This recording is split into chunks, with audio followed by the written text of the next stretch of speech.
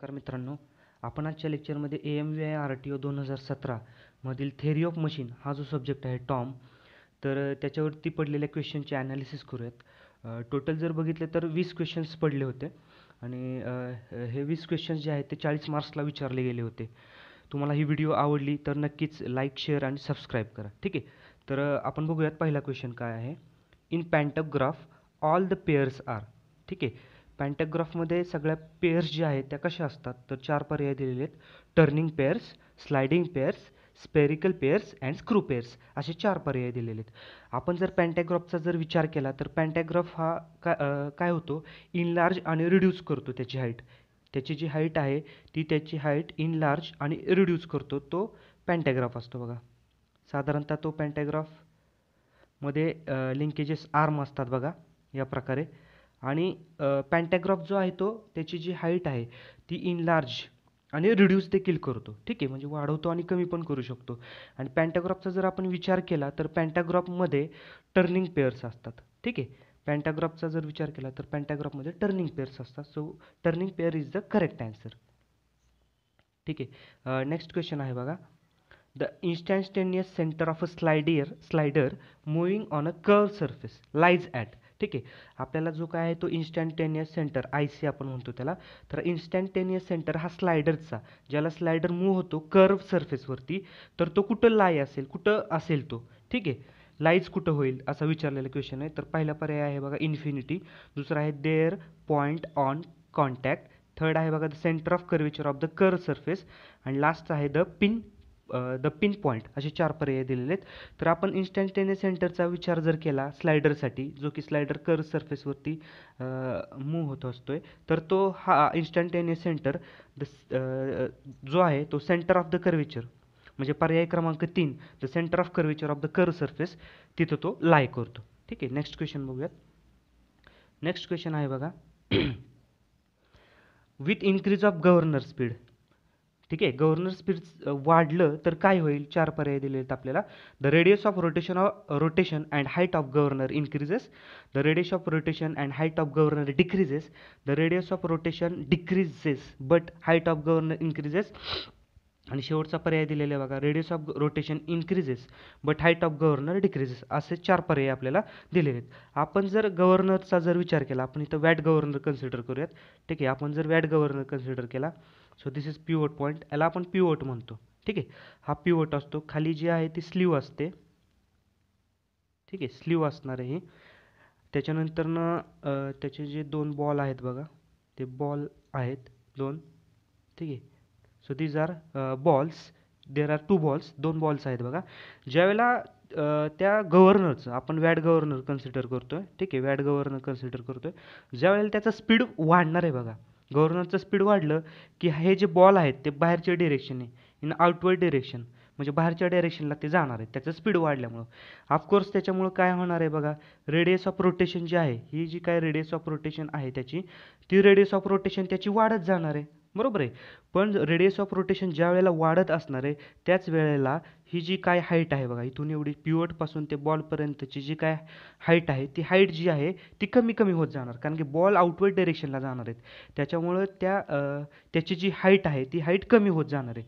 त्याच्यामुळं ह्या 4 पर्यायाचा जर आपण विचार केला तर करेक्ट आन्सर कोणता आहे बघा, radius of rotation increases and height decreases. ठीक आहे, म्हणजेच radius of rotation increases but height of governor decreases, पर्याय क्रमांक 4 हे आन्सर करेक्ट आहे बघा. नेक्स्ट क्वेश्चन आहे बघा.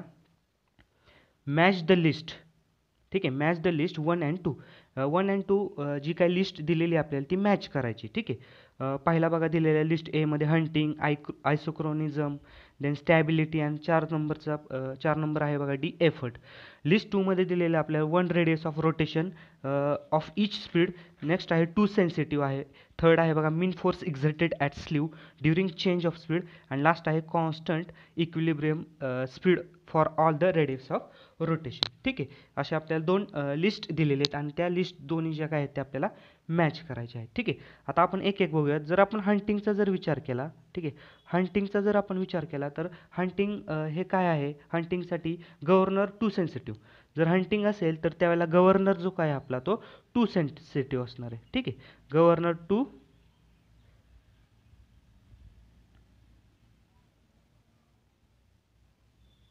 गव्हर्नर जो काय असणार आहे तो गव्हर्नर टू सेन्सिटिव्ह असणार आहे बघा. ठीक आहे, हंटिंगला. सेकंडचा जर आपण विचार केला आयसोक्रोनिझमचा जर आपण विचार केला तर आयसोक्रोनिझममध्ये काय होतं, for all positions of governor have same speed. ठीक आहे, सगळ्यात जी काही सगळी पोझिशन जी आहे ना त्याच्यासाठी सेम स्पीड राहणार आहे. ठीक आहे, आयसोक्रोनिझमसाठी सेम स्पीड राहणार आहे. ठीक आहे, सेम स्पीड. पुढचा जर आपण विचार केला स्टॅबिलिटीचा.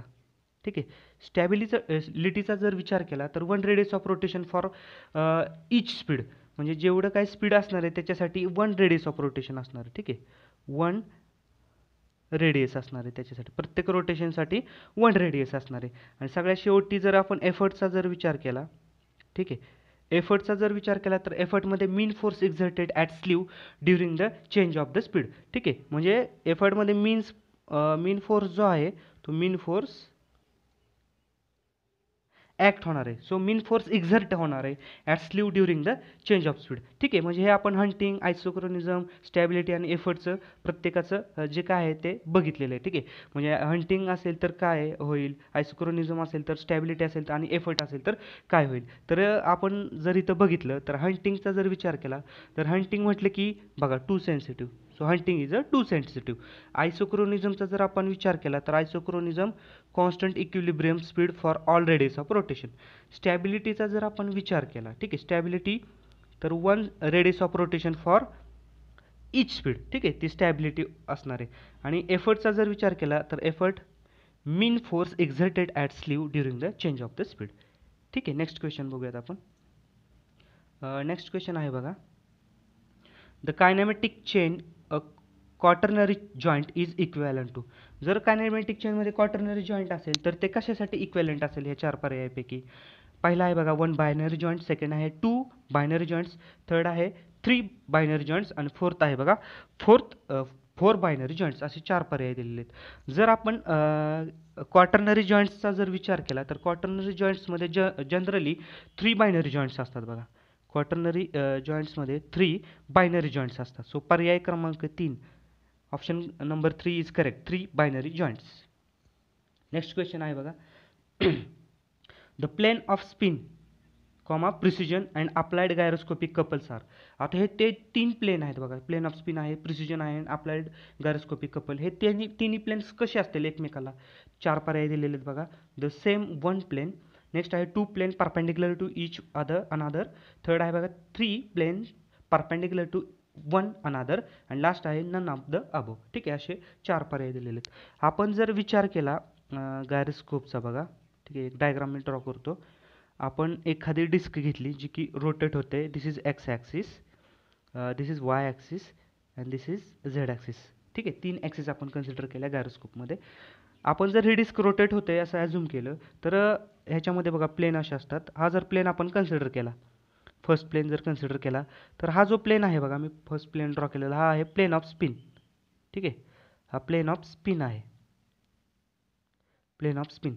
नेक्स्ट जर प्लेन आपण विचार केला खालचा, हा प्लेन जर विचार केला या प्लेनचा, ठीक आहे, हा प्लेन मी खाली ड्रॉ केलेला आहे, तर हा जो प्लेन आहे तो प्लेन ऑफ प्रिसिजन असतो. प्लेन ऑफ प्रिसिजन आहे. ठीक आहे, नेक्स्ट आणि सगळ्यात शेवटचा जर मी प्लेन ड्रॉ केला, हा वर्टिकल, ठीक आहे, हा प्लेन ड्रॉ केला थर्ड प्लेन, तर हा प्लेन असतो बघा plane of active gyroscopic couple. ठीक आहे, गायरोस्कोपिक कपलचा जो ॲक्टिव्ह जो प्लेन आहे तो थर्ड नंबरचा प्लेन आहे. तिन्ही प्लेनचा जर आपण विचार केला, ही डायग्राम व्यवस्थित बघितली तर हे तिन्ही पण प्लेन एकमेकांना परपेंडिक्युलर आहेत. म्हणजे याच्यातील पर्याय कोणता बरोबर आहे बघा, 3 प्लेन्स परपेंडिक्युलर टू 1 अनदर, म्हणजे पर्याय क्रमांक 3 हे करेक्ट आन्सर आहे. ठीक आहे, नेक्स्ट क्वेश्चन बघूयात आपण. नेक्स्ट क्वेश्चन आहे बघा, the ratio of frictional torque produced for uniform wear to that for uniform pressure. ठीक आहे, आपल्याला रेशो फाइंड करायचा आहे आणि हा रेशो कशाचा फाइंड करायचा बघा, दोन टॉर्कचा, frictional torque produced for uniform wear थेअरीनुसार आणि युनिफॉर्म प्रेशर थेअरीनुसार. जर आपण युनिफॉर्म विअर थेअरीचा जर विचार केला तर युनिफॉर्म विअर थेअरीसाठीचा टॉर्क असतो बघा, TW आपण त्याला जर म्हटलं, जर फ्रिक्शनल टॉर्क आपल्याला फाइंड करायचा युनिफॉर्म विअरसाठी, त्याचा फॉर्म्युला आहे बघा mu WRO divided by RO divided by 2. ठीक आहे, डिवायडेड बाय 2. आणि जर आपण युनिफॉर्म प्रेशर थेरीचा विचार केला, TP म्हणूयात आपण त्याला, तर त्याचा फॉर्म्युला आहे बघा, mu W 2 divided by 3 RO. ठीक आहे. आता आपल्याला काय विचारलं, रेशो. सो आपण या दोघांचा जर रेशो घेतला तर बघा म्यू म्यू कॅन्सल होईल, W W cancel, RO RO cancel होईल. ठीक आहे. So which is equals to, हा रेशो आहे बघा. आता इथं काय झालं बघा, हे 1 divided by 2. So 1 divided by 2 directly काय झालेलं आहे बघा, ह्या खाली जो 2 आहे ना डिनॉमिनेटरला, त्याला डायरेक्टली मल्टिप्लाय झाला. So 2 into 2. आणि हा 3 जो आहे तो डिनॉमिनेटरला होता. सो डायरेक्टली तो काय झाला, डिनॉमिनेटरचा वरती गेलेला आहे, अबो. म्हणजे तुमचं आन्सर जे येणार आहे 3 डिवायडेड बाय 4. म्हणजे 4 ऑप्शन्स दिलेले आहेत बघा तुम्हाला, 1 2 डिवायडेड बाय 3, 4 डिवायडेड बाय 3 आणि 3 divided by 4. So correct answer is 3 divided by 4. Next question आहे बघा. नेक्स्ट क्वेश्चन काय आहे बघा, in the figure given below the number indicated length of the link. म्हणजे नंबर्स जे दिलेले आहेत ना, तर ते लेंथ किती त्या लिंकची ते इंडिकेट करतात. Which one of the following mechanism is a crank rocker mechanism. तर या खालीलपैकी कोणतं क्रँक रॉकर मेकॅनिझम असेल. 4 पर्याय दिलेले आहेत बघा तुम्हाला, तर 4 पर्यायपैकी क्रँक रॉकर मेकॅनिझम कोणतं असेल, जर नंबर इंडिकेट करतोय की त्या लिंकची लेंथ असं असेल तर. ठीक आहे. तर क्रँक रॉकर मेकॅनिझम जर त्याचा जर आपण विचार केला तर क्रँक रॉकर मेकॅनिझममध्ये काय असतं बघा, link adjacent to the shortest link is a fixed. म्हणजे जी काही शॉर्टेस्ट लिंक आहे बघा, जी शॉर्टेस्ट लिंक आहे, सगळ्यात शॉर्ट लिंक म्हणूयात आपण, शॉर्ट लिंक. तर त्या शॉर्ट लिंकच्या शेजारची लिंक ही फिक्स लिंक पाहिजे आपल्याला बघा. शॉर्ट लिंकच्या शेजारची लिंक ही फिक्स पाहिजे. ठीक आहे. आता आपण डायग्राम पुढे जाऊयात. आपण जर विचार केला पहिला ऑप्शनचा, तर पहिल्या ऑप्शनमध्ये सगळ्यात शॉर्ट लिंक आहे 5 नंबरची, कारण ही सगळ्यात आपल्याला काय सांगितलं, नंबर इंडिकेट करतो की शॉर्टेस्ट लिंक जी नंबर आहे ना, तो नंबर इंडिकेट करतोय त्या लिंकची लेंथ. म्हणजे जर आपण ह्याच्यात विचार केला 5 6 7 आणि 9, तर 5 नंबर हा सगळ्यात छोटा आहे आणि 5 नंबरच लिंक फिक्स आहे, म्हणजे तो तर पर्याय नाही आहे. कारण क्रँक रॉकर मेकॅनिझमसाठी काय पाहिजे, जी सगळ्यात शॉर्टेस्ट लिंक आहे ना त्याच्या शेजारची लिंक फिक्स्ड पाहिजे. ठीक आहे. असं तर नाही आहे पहिल्या पर्यायामध्ये. दुसरा पर्यायचा विचार केला तर लिंक नंबर 4. ठीक आहे, 4 तीच सगळ्यात शॉर्ट दाखवलेली, म्हणजे हा पण आन्सर, हे पण आन्सर चुकीचं आहे. 3 नंबरचा पर्यायाचा विचार केला तर 5 नंबरची लिंक ही सगळ्यात शॉर्ट आहे, बरोबर आहे, आणि त्याच्या शेजारची फिक्स्ड पाहिजे, पण ते देखील नाही आहे. ठीक आहे. म्हणजे पर्याय क्रमांक 4 हे आन्सर बरोबर आहे. कसं, तर 4 नंबरची जी लिंक आहे ती सगळ्यात छोटी आणि त्याच्या शेजारची लिंक बघा 8 नंबरची लिंक फिक्स्ड आहे. सो पर्याय क्रमांक 4, option number 4 is correct answer. ठीक आहे. नेक्स्ट क्वेश्चन बघूयात आपण बघा. In gear train where the axis of gears have motions are called. बघा अशी गिअर ट्रेन की जिथं ॲक्सिस ऑफ त्या गिअर्सच्या ज्या ॲक्सिस आहेत त्या मोशनमध्ये जर असतील तर कुठली गिअर ट्रेन असेल बघा ह्याच्यामधली. तर 4 पर्याय आहेत बघा, रिव्हर्टेड gear train, EP cyclic gear train, compound gear train आणि बिवेल व्हील गिअर ट्रेन. आपण जर विचार केला ह्या 4 पर्यायांचा, तर इपी सायक्लिक गिअर ट्रेन ही एकमेव अशी गिअर ट्रेन आहे बघा, इपी सायक्लिक गिअर ट्रेन. तर इपी सायक्लिक गिअर ट्रेनमध्ये काय होतं, इपिसायक्लिक गिअर ट्रेनमध्ये when gears trains having relative motion of access. म्हणजे इपिसायक्लिक गिअर ट्रेनमध्येच फक्त ॲक्सेस जे आहेत ना गिअर्सच्या त्यांची रिलेटिव्ह मोशन होते. त्याच्यामुळे पर्याय क्रमांक 2 इपिसायक्लिक गिअर ट्रेन हे करेक्ट आन्सर आहे. नेक्स्ट क्वेश्चन आहे बघा. The product of circular pitch and diametral pitch is equal to. बघा आपल्याला सर्क्युलर पिच आणि डायमेट्रल पिच ह्या दोघांचा प्रॉडक्ट काय येईल असं विचारले. 4 पर्याय दिलेले आहेत बघा. पहिला आहे पाय, दुसरा 2 पाय, तिसरा आहे पाय बाय 2 आणि सगळ्यात शेवटचा आहे 1. असे 4 पर्याय दिले आहेत. तर आपण बघूयात. जर आपण सर्क्युलर पिचचा जर विचार केला तर सर्क्युलर पिचसाठीचा फॉर्म्युला आहे बघा, P C is equals to pi D divided by T. ठीक आहे. डी म्हणजे डायमीटर, टी म्हणजे नंबर ऑफ टीथ असतात.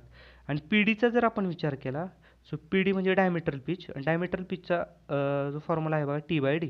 टी म्हणजे नंबर ऑफ टीथ, डी म्हणजे डायमीटर. ठीक आहे. या दोघांचा आपण प्रॉडक्ट घेऊया. त्यांनी आपल्याला विचारलं प्रॉडक्ट काय असेल, तर प्रॉडक्ट जर आपण घेतला pi D by T into T by D, जर आपण केलं D D cancel, T T cancel, म्हणजे फक्त काय राहणार आहे बघा, पाय फक्त राहणार आहे.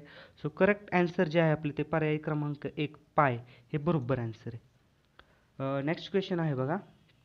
नेक्स्ट क्वेश्चन काय आहे, the effort of governor is defined as the force required to to be applied for what percentage change of the speed. ठीक आहे, त्यांनी काय विचारलं, एफर्ट ऑफ गव्हर्नर चा जो काही एफर्ट आहे तो डिफाईन जर करायचं झालं तर कसं आहे की असा फोर्स रिक्वायर्ड आहे की जो अप्लाय केल्यानंतरनं व्हॉट पर्सेंटेज, किती पर्सेंटेज स्पीडमध्ये चेंज होईल. ठीक आहे, जर आपण एफर्टचा जर विचार केला एफर्ट, तर एफर्ट इज डिफाइंड ॲज, ह्याची डेफिनेशन आपण अशी करतो, as the force exerted on the slew. ज्यावेळेला स्लीववरती एखाद्या स्लीववरती फोर्स एक्झर्ट करतो त्यावेळेला for 1% of the change of speed, त्यावेळेला 1%, 1% चेंज होतं स्पीडमध्ये. ठीक आहे, स्पीडमध्ये किती चेंज होतो बघा, 1% चेंज होतो फक्त. म्हणजे याच्यामध्ये 4 पर्याय जे दिलेत आपल्याला, 1%, 5%, 10% अँड एनी पर्सेंट. तर करेक्ट आन्सर आहे बघा पर्याय क्रमांक 1, 1%.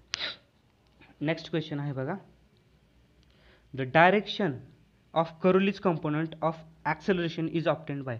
करोलीज कंपोनंट जो आहे आपल्या टॉममधले सगळ्यात महत्त्वाचा आहे बघा. तर त्या करोलीज कंपोनंटमध्ये डायरेक्शन जी काय आपले ते विचारलेली, direction of Coriolis component of acceleration, ॲक्सेलरेशनची करेक्ट जी काय डायरेक्शन आहे ती आपल्याला विचारली. आपण जर करोलीज कंपोनंटचा जर विचार केला तर करोलीज कंपोनंटमध्ये बघा जी काही वेलोसिटी आहे, म्हणजे rotating the velocity of the slider by 90 degree. ठीक आहे, बाय 90 डिग्रीने वेलोसिटी जी काय आहे ती रोटेट होते in the direction of angular velocity. म्हणजे अँग्युलर वेलोसिटी ज्या डायरेक्शनमध्ये रोटेट होणार आहे ना, त्याच डायरेक्शनमध्ये वेलोसिटी जी काय आहे ती स्लायडरची ती 90 डिग्रीमध्ये रोटेट होते. हे करोलीज कंपोनंट आपल्याला सांगतो. आता ह्याच्यात पर्याय जर आपण बघितले तर पहिला आहे बघा रोटेटिंग व्ही म्हणजे वेलोसिटी ॲट 180 डिग्री. 180 डिग्री तर नाहीच आहे, आपण म्हटलेले 90 डिग्री. सेकंड आहे बघा rotating V at 90 degree about its origin in the same direction as omega. ठीक आहे, हा सेकंड आहे. थर्ड जर विचार केला तर थर्डमध्ये पण रोटेटिंग व्ही 90 डिग्रीज आहे. म्हणजे पर्याय क्रमांक 2 आणि 3मध्ये 90 डिग्री आहे. 4मध्ये तर डायरेक्टली 270 डिग्री आहे. म्हणजे पहिला आणि चौथा पर्याय तर इलिमिनेट झाला. आपल्याला दुसरा आणि तिसराच बघायचा आहे. त्यामध्ये पण तिसऱ्यात जर बघितले तर अपोजिट डायरेक्शन म्हटलेले, अपोजिट डायरेक्शन नाही आहे अँग्युलर वेलोसिटीच्या सेम डायरेक्शनमध्ये आहे. म्हणजे पर्याय क्रमांक 2 रोटेटिंग व्ही म्हणजे velocity at 90 degree about its origin in the same direction as that of omega म्हणजे अँग्युलर वेलोसिटी.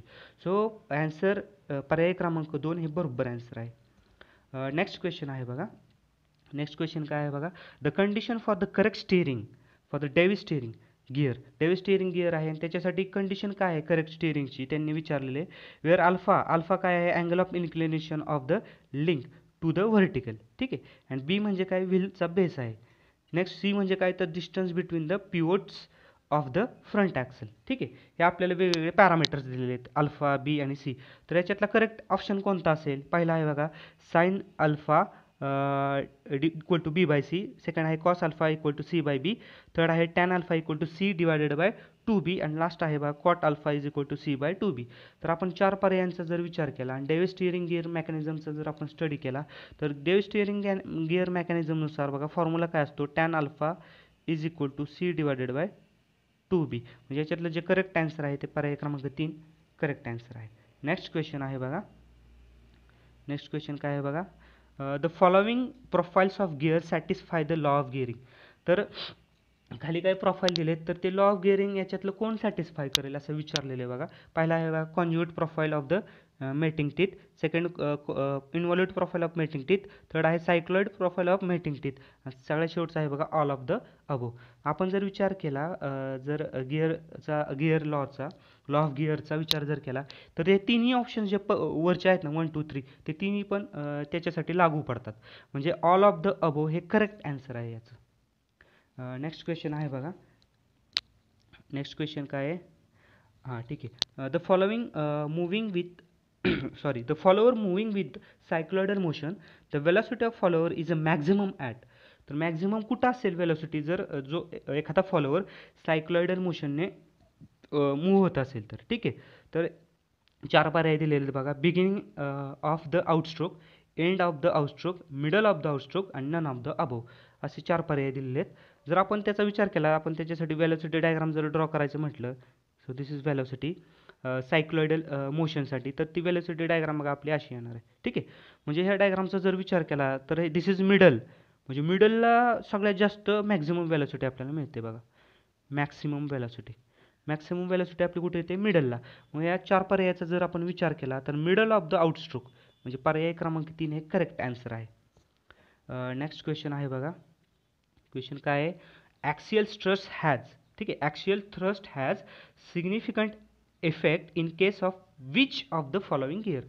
तर ॲक्सियल थ्रस्टमध्ये खाली जो काय आपल्याला गिअर्स दिलेले आहेत त्याच्यामध्ये कुठलं नक्की एखादा गिअर जो आहे तो काय करेल, has significant effect in case of which following gear.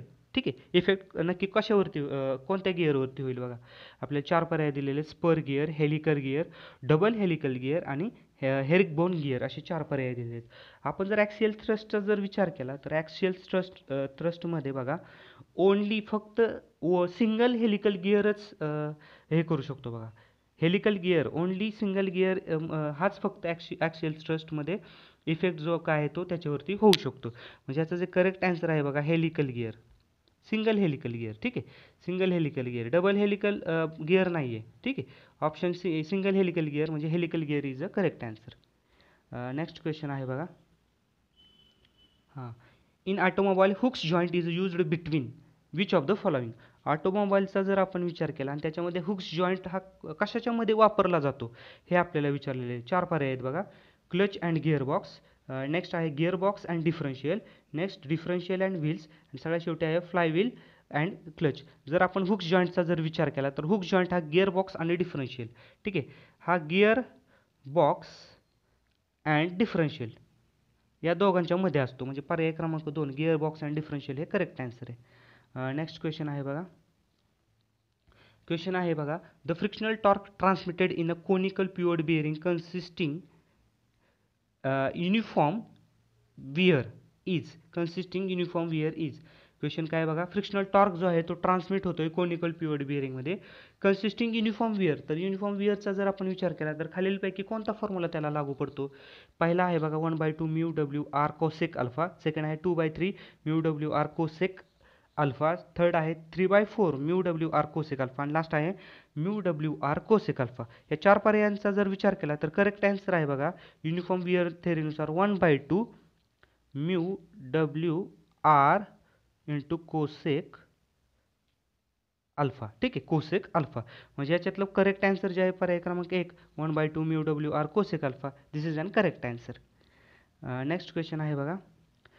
Next question आहे pendulum pump is inversion of. ठीक आहे, पेंडुलम पंप आहे आणि हे कशाचं इन्व्हर्जन आहे. 4 पर्याय विचारले, 4 बार चेन, सेकंड आहे बघा single slider crank chain, third आहे डबल स्लायडर क्रँक चेन आणि लास्ट आहे नन ऑफ द अबो. जर आपण पेंडुलमचा जर विचार केला तर पेंडुलम हा सिंगल स्लायडर क्रँक चेन याचं इन्व्हर्जन आहे बघा. म्हणजे पर्याय क्रमांक 2 सिंगल स्लायडर क्रँक चेन हे करेक्ट आन्सर आहे. शेवटचा क्वेश्चन बघूयात आपण आता. क्वेश्चन आहे बघा, the magnitude of absolute angular velocity of link 2 is a 10. Link 2 दिलेली आहे आपल्याला की ज्या लिंक 2ची अँग्युलर वेलोसिटी आहे बघा 10 radian per second, 10 radian per second. While that of the link 3 is 6. Link 3ची किती दिलेली आपल्याला 6 रेडियन पर सेकंडमध्ये दिलेली. ठीक आहे, so what is the angular velocity of link 3 relative to 2. 3ची रिलेटिव्ह टू 2ला काय असेल अँग्युलर वेलोसिटी. तर आपल्याला डायग्राम दिलेली बघा, लिंक 1 आहे, लिंक 2, लिंक 3 आणि लिंक 4. लिंक 2 जर विचार केला तर लिंक 2 बघा क्लॉकवाईज डायरेक्शनने रोटेट होते. ठीक आहे, लिंक 2 जर क्लॉकवाईज डायरेक्शनने रोटेट होत असेल तर लिंक 3 कशी होणार आहे, अँटी क्लॉकवाईज डायरेक्शनने रोटेट होणार. ठीक आहे, मग आपण जर विचार केला, आपण ॲझम्पशन जर केलं अँटी क्लॉकवाईज आपण पॉझिटिव्ह अज्युम केलं आणि क्लॉकवाईज आपण निगेटिव्ह अज्युम केलं. अँटी क्लॉकवाईज वेलोसिटी आपण पॉझिटिव्ह अज्युम करू आणि क्लॉकवाईज निगेटिव्ह अज्युम करूयात. ठीक आहे, जर आपण विचार केला आपल्याला 3ची विथ रिस्पेक्ट टू 2 विचारलेली आहे angular velocity. So 3 with respect to 2 जर आपण इक्वल टू लिहिलं तर ती कशी येणार, 3ची अँग्युलर वेलोसिटी किती आहे बघा 6, म्हणजे ती आपण पॉझिटिव्ह केलेली. विथ रिस्पेक्ट टू आहे म्हणून मी म्हटलं मायनस. ठीक आहे, सो विथ रिस्पेक्ट टू आपल्याला फाइंड करण्यासाठी आपण काय घेणार आहे तर मायनस. ठीक आहे, मायनस आणि मायनस काय रे बघा angular velocity of link 2. So angular velocity of link 2 किती 10 आहे, पण ती आहे क्लॉकवाईज डायरेक्शनला, क्लॉकवाईज आपण निगेटिव्ह घेतलेले. सो इट इज 10 आणि ती किती आहे अँग्युलर वेलोसिटी 10 आहे. So which is equals to 6. आता हे मायनस मायनस प्लस झालं, so plus 10. So it is equals to 16. So 4 पर्याय दिलेले बघा आपल्याला 6 radian per second, 16 radian per second, 4 radian per second आणि 14 radian per second. So याच्यातील correct जे आन्सर आहे ते बघा 16 रेडियन पर सेकंड हे करेक्ट आन्सर आहे. ठीक आहे. Thank you very much.